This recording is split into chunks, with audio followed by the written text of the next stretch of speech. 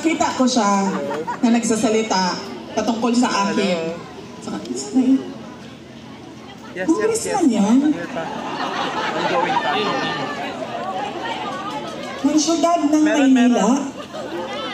Di ba ang sobrang laki ng pride natin bilang Pilipino sa syudad ng Maynila? Correct. Tapos,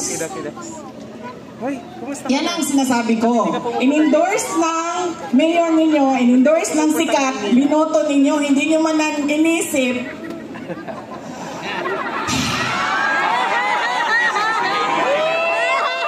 Yan! Yan ang sinasabi ko sa inyo. Kasi, ang ugali natin, in-endorse ng sikat, sikat ang apelido, kinabuto ko na ito. Sumayaw, kumanta, napatawa ako. Bahala na yung pangako mo. Hindi natutupad. Okay ka na. Yan ang. O kita nyo, nasaan ang bansa natin ngayon? Nabudol-budol. Sa tangkungan na tayo. Ay, sorry. In-endorse ko din pala si BBM. Humingi ako ng patawa.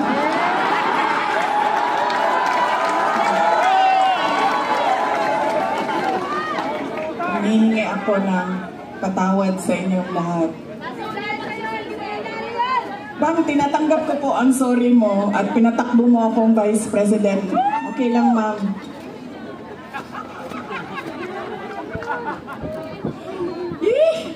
Ang saman, manguli na tao eh.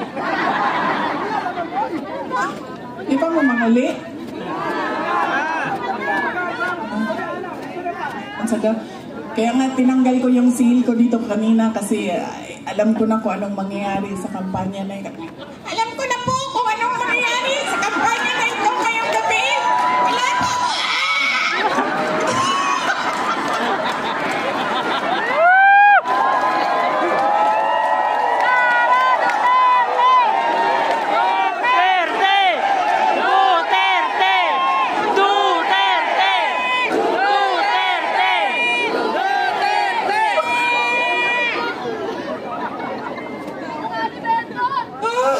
Ay, sakit sa ulo. Ako ay hindi kandidato. Baka kasi Duterte kayo ng Duterte. Hanapin ninyo ako sa balota. Hindi po ako kandidato ngayong eleksyon na ito. Ako po ay nandito bilang isang botante din. Papaalala sa inyo. Hindi dahil sikat yan, hindi automatic ang boto ha. Hindi dahil napapatawa kayo, hindi automatic ang boto. Tingnan ninyo yung pangako. At, yes ma'am. Ngayon, pati ako ma'am, nagising. Nagising ako ma'am, na-impeach na ako. Yawa yung matawhanan niyo.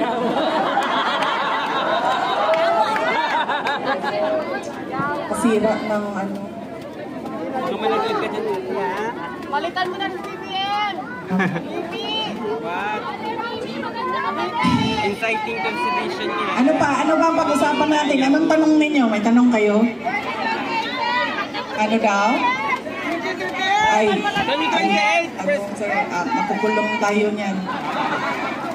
Paalisin na, palayasin, patalsikin, paalisin. Ano pa? Anong tanong ninyo? Ay, paano maka-uwi si President Duterte? Kidnapin din natin doon, ma'am. Punta tayo lahat doon. Akong bahala sa ticket ninyo, ha? Pagdating doon, kidnapin. Alam nyo, tumawa siya kasi nung tumawag siya, kinento niya sa akin, diba? Bakit kailangan diretso 10 yung mga senador? Sinabi niya sa akin, in Bisaya, sabi niya sa akin, ayaw biya akong kalimti din ha, kasi makalimtan ko nimo, mabulok ko din ni. Huwag mo akong kalimutan dito. Baka makalimutan mo ako, mabubulok ako dito.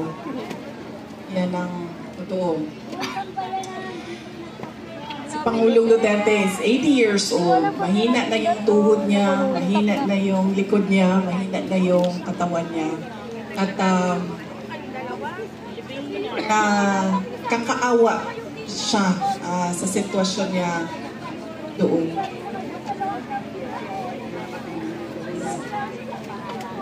Sabi ko sa kanya, matuto ka na lang magluto ng itlog. Mabilis lang yan. Halo-haluin mo lang, tapos lagyan mo ng mantika. Okay na asin. Sorry, hindi pala ako marunong magluto. Asin! Sorry, ma'am. Asin, ano pang ilagay, ma'am? Mantika. Mantika. Magic sarap. Bawang sibuyas, asin.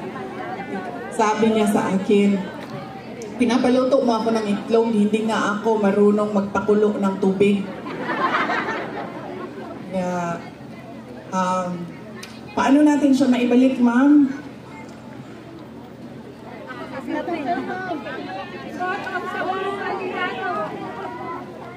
Ituloy lang natin yung kanyang nasimulan na pagbabago.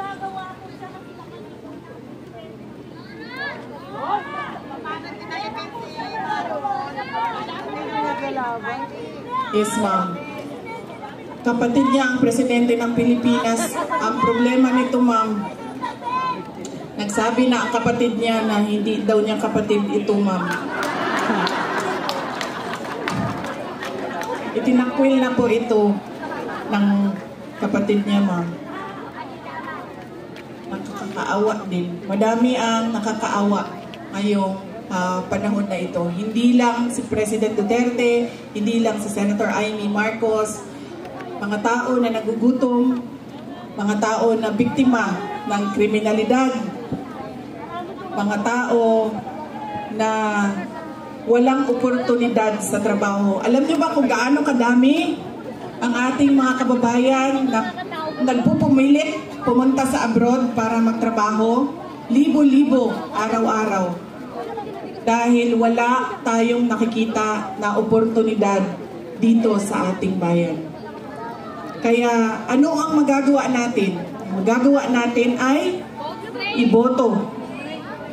Ang mga senador ng Duterte at huwag niyong kalimutan. Hindi, babalik talaga ako dito. Diyan. Huwag niyong kalimutan iboto si Carlo Lopez, ang ating congressman. Sir, pag in-impeach mo pa ako pangalawang beses, sir, hindi ko na lang... Malampasan ko yung isang impeachment, yung susunod na impeachment, siya din yung pipirma. Ginawa ko.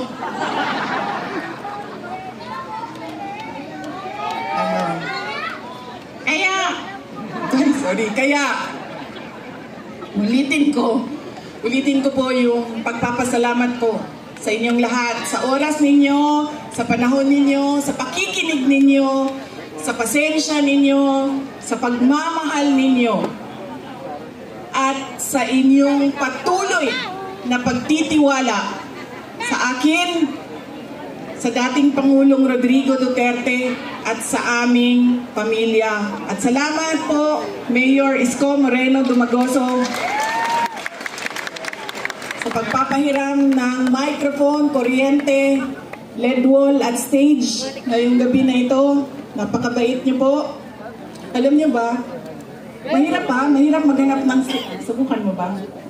Mahirap maghanap ng stage ngayon ha. Kahapon doon ako sa Bacolod. Meron na akong rally. Sabi ko, rally. Oo nga eh. Dalawang bangko dapat mayor kasi hindi ako kinakaya ng isa lang. Sabi nung kasama ko kahapon, ayan, sir, tumayo ko na lang dyan. Sabi ko, kulang yan, kumuha ng isa, hindi ako kaya ng, isa lang, dapat dalawang bangko. Dalawa na yung rally, okay na.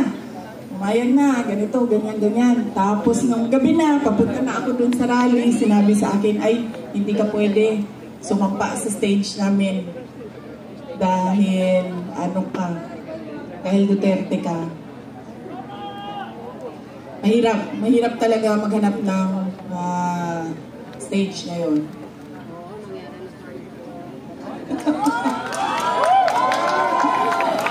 Oo. Bukas po, iniimbitahan ko kayo lahat. Doon na naman po ako sa distrito ni si Joel Chua na. Sabi ni Joel Chua, sabi ko,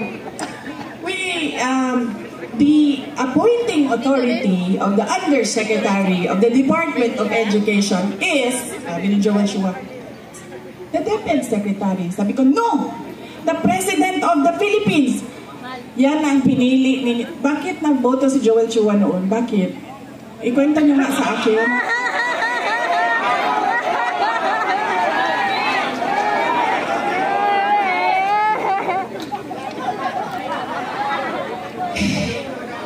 Saan kayo nakahanap ng abogado na hindi niya alam kung sino ang nag-a-appoint ng undersecretary ng isang departamento? Dito sa Maynila, mahanap niyo yan, si Joel Chua, doon sa distrito niya. Yan ang sinasabi ko. Dahil inendorso ng sikat at magaling na mayor, hindi niyo na inisip, tama ba na iboto ko itong tao na ito? Mukha yan ng distrito ninyo. Yan ang magsasalita para sa inyong lahat. Kaya siguraduhin ninyo maganda ang boses, may nalalaman, at may sinasabi. 11K? Ang inyong mga kandidato at mga leader. Dahil yan, muna inyong garbo din sa inyong distrito.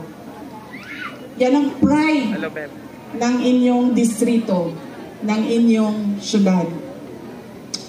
Mga kababayan, ang lahat ng ginagawa natin ay para sa Diyos, sa bayan, at sa bawat pamilyang Pilipino. Syukran.